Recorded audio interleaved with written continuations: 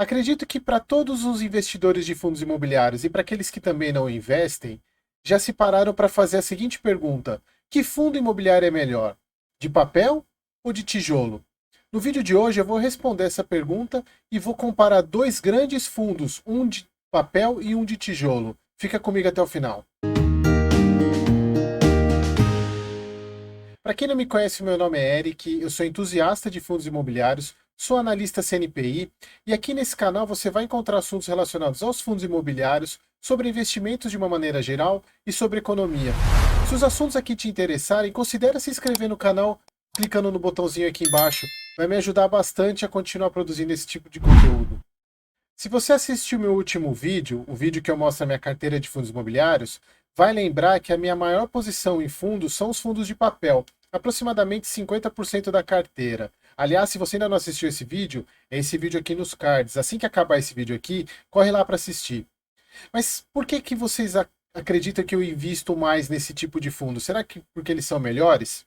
Se a gente pegar a rentabilidade da minha carteira de fundos imobiliários, os fundos de papel eles retornaram entre 13% e 15% ao ano. Isso significa que a cada R$ 1.000 investidos eu tenho de volta 130 a R$ 150. Já os fundos de tijolo, eles retornaram por volta de 7 a 9% ao ano. Mas por que que tem essa diferença tão grande entre esses fundos? Antes de explicar o porquê dessa diferença, primeiro eu preciso conceituar para vocês como é que esses dois tipos de fundos, de tijolo e os de papel, eles geram lucro. Ou seja, o lucro que é o que paga os proventos aos cotistas. O fundo de tijolo, aquele que investe em imóvel físico, ele aluga os imóveis e o aluguel é repassado aos cotistas. É claro, o fundo fica com a sua taxa de administração, mas basicamente o lucro dos fundos de tijolo são os aluguéis. Já o fundo de papel, por ser um fundo credor, ou seja, ele empresta dinheiro para empresas, para elas comprarem o imóvel, e esse imóvel é a própria garantia do empréstimo, e eles pagam ao fundo em forma de o empréstimo em si, né, o CRI, e esse CRI ele é remunerado pelos juros e pela correção monetária, assim como qualquer financiamento que você faz. Você vai lá no banco, pega dinheiro emprestado e você paga para o banco os juros, o valor principal, né, que você amortiza a dívida, os juros e a correção monetária. Então, basicamente, a diferença entre os dois fundos é que um fundo de tijolo recebe o dinheiro dos aluguéis, enquanto o fundo de papel ele recebe a rentabilidade dos empréstimos, seja ela a correção monetária mais os juros. Então, com isso, você já consegue começar a entender o porquê que existe uma diferença nos valores da porcentagem de pagamento nos proventos de fundos de papel e proventos de fundo de tijolo. Por quê? No caso do fundo de tijolo, como eu falei, são os aluguéis. Né? Os aluguéis que são o valor que é remunerado, que paga os proventos aos cotistas. Um contrato de locação, ele estipula um valor que o inquilino vai pagar todos os meses, e em algum momento da vida do contrato, esse valor é reajustado. Não é todo mês que ele é reajustado. Vocês que já alugaram algum imóvel, no contrato de locação, vocês vão lá ver que tem um prazo, por exemplo, a cada 12 meses o contrato é reajustado por um indexador, que seja o IPCA, seja o IGPM. Então, o contrato, o rendimento de um fundo de tijolo, ele é meio padronizado, porque durante um tempo ele vai pagando a mesma coisa, assim quando é reajustado, esse valor aumenta. Já nos fundos de papel, a situação é um pouco diferente. Porque o lucro de um fundo de papel, como eu falei anteriormente, são os juros e a correção monetária. Assim como um banco, quando ele te empresta um dinheiro, você faz o financiamento imobiliário, o lucro que o banco vai ter são os juros que ele te cobra, mais a atualização pelo indexador. Então percebam, pessoal, quando a gente fala de distribuição de lucros, né, que é o que o fundo tem que fazer, ele distribui na forma dos proventos. No caso do fundo de tijolo, é padronizado porque os valores eles são referentes ao aluguel, e o aluguel é o mesmo todos os meses. Aí chega num momento que esse aluguel é reajustado e aí o provento passa a ser maior. No caso do fundo de papel, esses proventos são pagos, os indexadores e os juros são pagos diretamente no provento, porque é o próprio lucro do fundo de papel. E como o Brasil é um país naturalmente inflacionário, tende-se a ter mais inflação e como os fundos de papel e os CRIs são reajustados por indexadores e todos baseados na inflação, o pagamento dos proventos tende a ser maior. Por quê? Porque o próprio indexador ele já está embutido no fundo, no provento, diferente do tijolo. Porque no fundo de tijolo, o indexador ele só entra quando há o reajuste dos aluguéis, por exemplo. Então, não é imediato como um fundo de papel. Exatamente por isso que o fundo de papel tende a pagar um provento maior. E isso justifica o porquê que minha carteira, por exemplo, os fundos de papel têm uma rentabilidade, um retorno maior que as do tijolo. Como eu falei, os fundos de papel eles remuneraram a minha carteira o ano passado, os últimos 12 meses, de 13 a 15% de proventos, enquanto os fundos de tijolo de 7 a 8%. Só que é o seguinte, pessoal, nem tudo são flores. E se você conseguir captar a mensagem que eu vou passar agora, vai ser uma virada de chave no entendimento desse conteúdo e principalmente para você entender o porquê que no longo prazo os fundos de tijolo são melhores. Mas, Eric, você está falando que. Até agora está falando que os fundos de papel pagam mais dividendos do que os de tijolo. Mas por que você fez essa afirmação que os fundos de tijolo são melhores no longo prazo? A remuneração de um fundo imobiliário, se você contemplar tudo que é uma remuneração, não são somente os proventos. Existe a valorização do ativo. E isso acontece com os fundos de tijolo diferente dos fundos de papel. Por quê?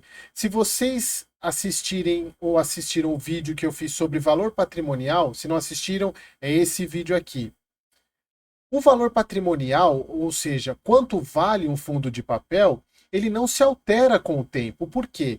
Porque o valor patrimonial de um fundo de papel é nada mais do que a soma de todos os CRIs que tem lá dentro.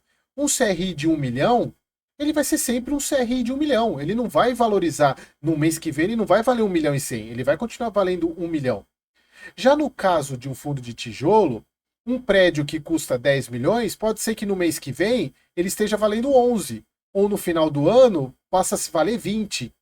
Então, existe uma valorização patrimonial no fundo de tijolo, o que não acontece no fundo de papel. Então, o fato de um fundo de papel pagar mais proventos, um valor maior do que o fundo de tijolo, é compensado no fundo de tijolo por uma maior valorização da cota. E no longo prazo, acaba que a valorização do ativo é maior do que a valorização do indexador, da inflação, por exemplo. Então, se você mantém um fundo de papel com o mesmo valor patrimonial, ou seja, o mesmo valor de cota sendo negociado, mesmo que ele pague a inflação no provento, você tem o fundo de tijolo pagando um pouco menos, mas o valor da cota aumentando. Então acaba que no longo prazo, o fundo de tijolo ele agrega mais valor para o cotista do que o fundo de papel. Eu vou mostrar para vocês agora a comparação de dois fundos imobiliários, um de tijolo e um de papel, para vocês entenderem essa diferença. Então, eu trouxe dois fundos, um de tijolo, o HGLG, que acho que todo mundo já ouviu falar, todo mundo, os maiores fundos da Bolsa, e um fundo de papel, o CPTS-11, que é um fundo da Capitânia, um fundo de recebíveis da Capitânia. Eu vou fazer uma breve explicação de cada um dos fundos. O objetivo aqui não é entrar em detalhe nos fundos, tá, pessoal? Eu vou fazer vídeos mais para frente específicos sobre os fundos imobiliários, analisando o relatório gerencial. Aqui eu só vou fazer um overview dos dois fundos, tá? Então, pessoal, aqui avaliando o HGLG, como eu disse, ele é um dos maiores fundos de logística da Bolsa. Ele tem um patrimônio líquido, né, de ativos, a quantidade de ativos e de valor de 1,3 bi. E o dividendo dele dos últimos 12 meses foi de 8,2%. Ou seja, vocês vão ver quando eu falar do CPTS a diferença. Aqui mostra que ele é um fundo de tijolo, porque quase a totalidade desse patrimônio que eu citei agora há pouco está dividido nos imóveis e ele possui cerca de 19 imóveis aqui listados. Já o CPTS, que é um fundo de papel, como eu falei para vocês, ele tem um patrimônio um pouco maior do que o HGLG, cerca de 2,7 bi de patrimônio, e um dividendo anualizado de 12,2. Veja a diferença para o HGLG, cerca de 4% de diferença de dividendo. Ele possui cerca de 18 CRIs no portfólio. É um fundo também que tem FIIs, tem outros FIIs no portfólio. Lembrando, para quem assistiu o meu último vídeo, quando eu falo da minha carteira, que inclusive eu tenho esses dois, e quando eu falo do CPTS, ele é quase um híbrido, mas por ele ter a maior parte no portfólio de CRIs, de papel, ele é um fundo de papel. E como eu falei antes, tá, pessoal? É um vídeo. Eu não vou falar no detalhe dos fundos, eu vou gravar vídeos específicos sobre esses fundos, mas para trazer um overview desses fundos e mostrar que eu vou fazer a comparação de um fundo de tijolo com um fundo de papel. Então, essa comparação ela foi feita baseada em algumas premissas. A primeira premissa é a do tempo. Eu fiz uma comparação de 5 anos, começando no dia 2 de janeiro de 2018 até o dia 2 de janeiro de 2023, ou seja, 5 anos. A segunda premissa é que eu usei o mesmo valor inicial de aplicação, tanto para o HGLG quanto para o CTPS, que foi de R$ 20.000. A outra premissa é em relação ao reinvestimento dos dividendos, dos proventos. Como que eu fiz isso? Eu começo com o investimento inicial, no mês seguinte o fundo pagou o provento, como vocês sabem, os fundos imobiliários eles pagam mensalmente os proventos, então eu peguei esse dinheiro dos proventos e recomprei cotas do mesmo fundo.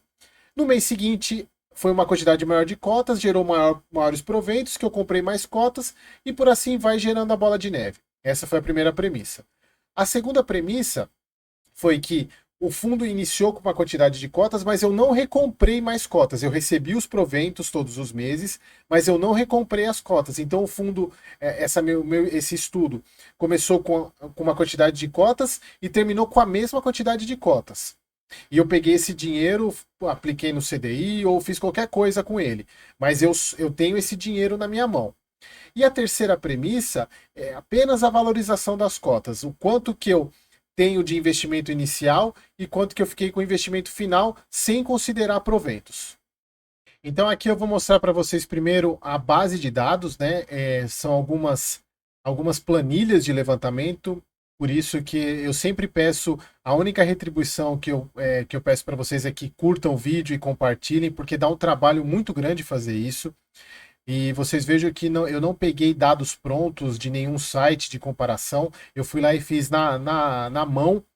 Então vocês podem ver aqui que o HGLG, a primeira avaliação foi a sem reinvestimento.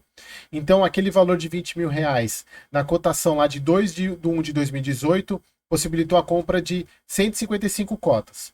E aí mantive essas 155 cotas e fui acumulando os proventos. Então vocês vejam aqui que tem os dados de 2018, 2019, 2020, 2021 e 2022. E aí agora eu vou com o HGLG com o reinvestimento.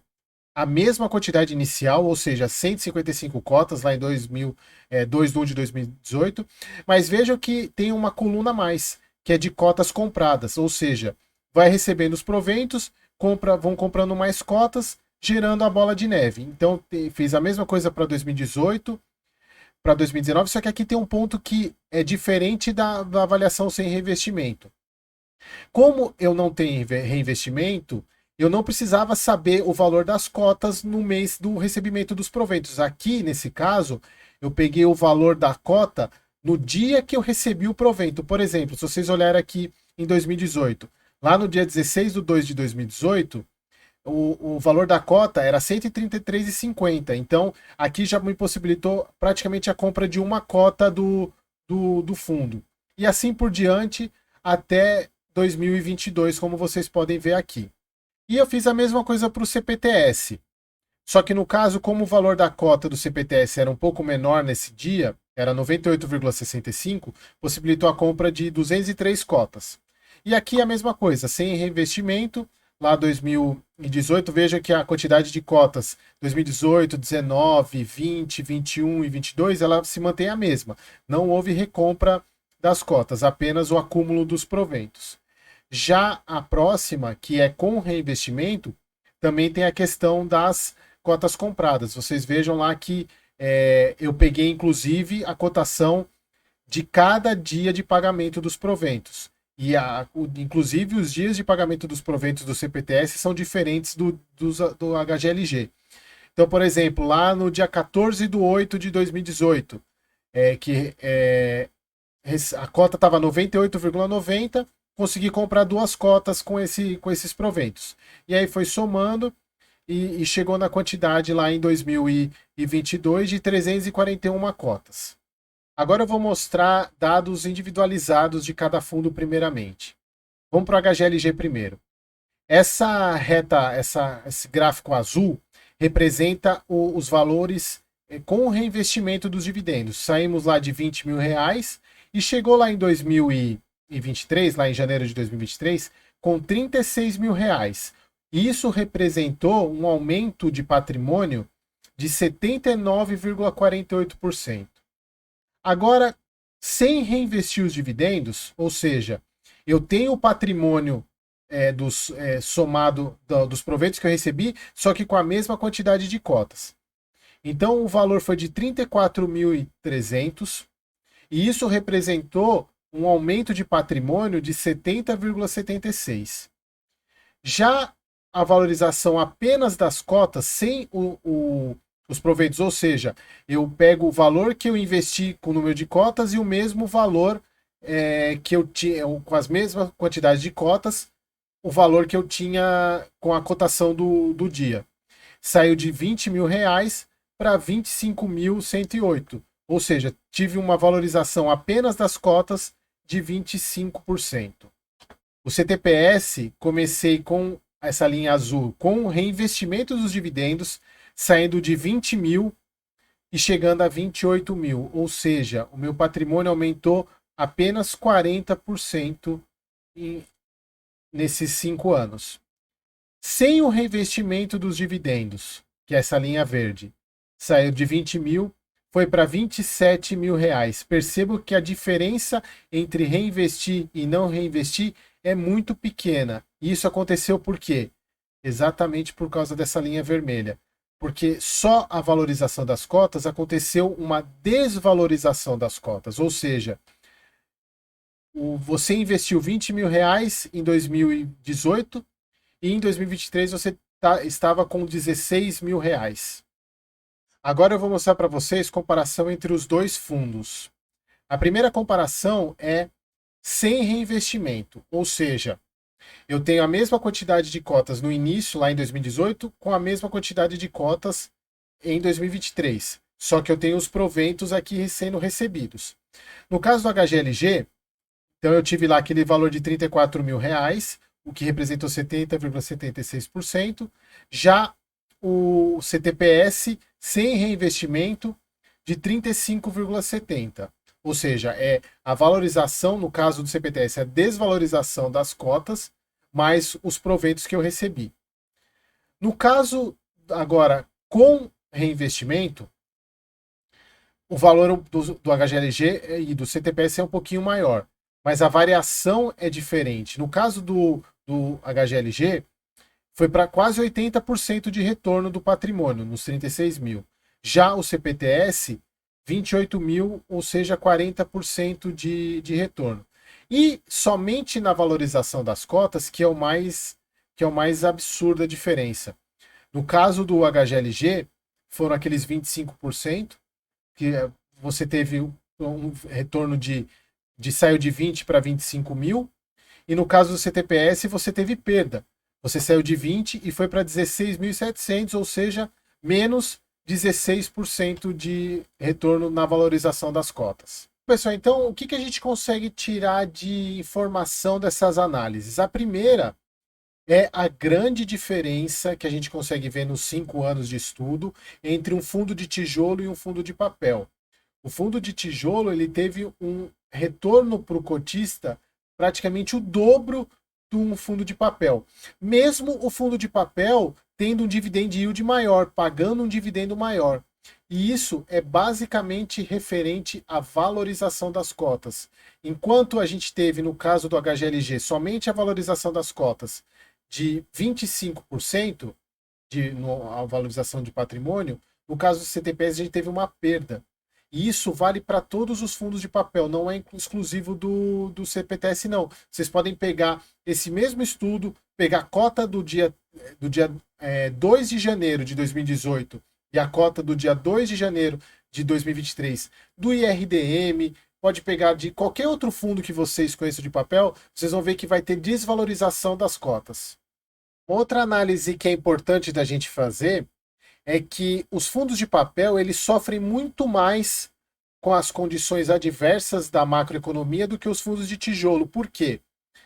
Quando a gente vive um cenário de alta de inflação e alta de juros, o que faz com que as cotas caiam de valor, como você tem um fundo de papel que não altera o valor da patrimonial da cota, essa oscilação para baixo afeta demais o fundo de papel. Já o fundo de tijolo, como ele tem uma valorização natural durante o tempo, uma queda no valor da cota acaba não impactando tanto no longo prazo. Por isso que quando a gente faz uma análise de fundos e compara um fundo de papel com um fundo de tijolo num prazo de 1 ano, por exemplo, provavelmente o fundo de papel vai se mostrar melhor. Por quê? Porque ainda não deu tempo dessa diferença de aumento no valor da cota em função do valor do aumento do patrimônio do fundo de tijolo representar algo, representar alguma coisa. Agora, quando a gente já faz um estudo de uma análise maior, de uma janela maior, como eu peguei de 5 anos, o efeito da valorização dos ativos, da valorização das cotas, é muito mais evidente. E por fim, o último estudo que eu quero mostrar para vocês é a comparação desses retornos dos dois fundos com a inflação do período. Você vai lá no site do IBGE, você consegue pegar a inflação dos períodos que você quiser. Eu peguei a inflação do período de 2/1 de 2018 a 2/1 de 2023, que é o período que eu fiz o estudo. E o valor é esse aqui que vocês estão vendo, de 35,31%. E olha só que interessante como esse valor serve para comprovar que o fundo de papel ele te paga nos rendimentos a própria inflação. Olha só que interessante. Se a gente pegar o valor do retorno do CPTS sem o reinvestimento, ou seja, sem você incorporar a inflação de volta para o fundo, o retorno foi de 35,70, ou seja, basicamente o mesmo retorno da inflação. Porque o pagamento da inflação ficou todo na sua mão, com os proventos. Agora, quando você reinveste a inflação no fundo e faz com que ela seja incorporada no valor do fundo, o retorno passa a ser 40,3%, ou seja, 5% de retorno. Diferente no caso do fundo de tijolo, que além da valorização a valorização do próprio imóvel, o valor do indexador também é incorporado no valor da cota, o que faz com que a diferença seja muito maior do que a do fundo de papel. Então, vejam só como é interessante. Quando a gente investe em qualquer ativo, a principal objetivo do investimento é proteção da inflação, ou seja, você precisa manter o seu poder de compra. Se você reinveste num fundo de papel e não reinveste os dividendos, os proventos no próprio fundo, você acaba mantendo ou até perdendo o valor de compra. Por quê? A inflação está saindo toda na sua mão. Diferente do fundo de tijolo, que mesmo que você não reinvista os proventos, a valorização do imóvel acaba compensando o valor da inflação. E com isso, pessoal, eu espero que eu tenha conseguido sanar as dúvidas em relação a que tipo de fundo é melhor. Percebam, pessoal, que a janela de estudo vai influenciar muito nessa decisão. E o mais importante de tudo, quando você está falando sobre proteção da inflação, é óbvio que o fundo de tijolo ele vai ser melhor no longo prazo. O estudo que eu trouxe para vocês mostra isso. Mas, por outro lado, o fundo de papel ele tem um poder muito grande de te dar um retorno de proventos maior proporcionalmente, por mais que a inflação esteja esteja vindo no provento. Por isso que a composição de carteiras, tendo uma composição dos dois tipos de fundo, é a melhor solução. Por quê? Você tem de um lado um ativo que valoriza, que é o fundo de tijolo, e do outro lado um ativo que te paga mais proventos no mês. Você pode usar um para comprar o outro, por exemplo. Um para compensar o outro. E acaba tendo uma carteira muito interessante. Então, pessoal, eu encerro o vídeo aqui. Eu espero que vocês tenham gostado bastante desse conteúdo. Vejam que foi um trabalho bem grande para fazer. E por isso que a única coisa que eu peço em troca é se inscrevam aqui no canal, curtam o vídeo, compartilhem com as pessoas mais próximas. E muito obrigado mesmo pela audiência e por esse tempo que vocês estão passando aqui comigo. Até o próximo, pessoal. Muito obrigado.